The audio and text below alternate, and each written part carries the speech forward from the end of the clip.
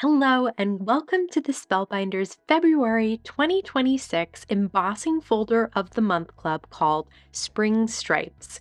This embossing folder adds a pretty background of stripes with spring leaves that also kind of look like hearts. The embossing folder is sized 5.5 by 8.5 inches. That means you can create A2 cards, 5 by 7 cards, or slimline cards and other large size designs. Let's use this embossing folder to create a card. Start with a 5 by 7 piece of tutu cardstock. Use the Spellbinders Mighty Mister to evenly spritz the cardstock with water. Let the water soak in for about a minute or so. Then line up the cardstock inside the embossing folder. Use the Platinum 6 machine and create an embossing folder sandwich by starting with the platform base A.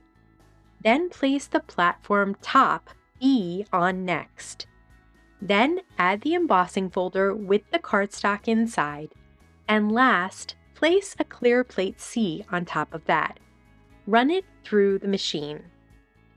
Once you remove it from the embossing folder, you have a pretty background that will work for a number of different cards. Using the Spellbinders trimmer, cut the 5 by 7 embossed panel down to 4 3/4 by 6 3/4 inches. Use the Spellbinders adhesive tape runner on the back of the embossed panel and adhere it down to a 5 by 7 piece of white cardstock. Place foam squares behind the bunny from this month's large die of the month and adhere it down to the background.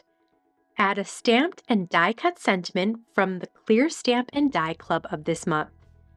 Add a few pearl embellishments to the flower centers on the bunny's head to complete the card. Thank you for choosing Spellbinders Club Kits. Happy crafting!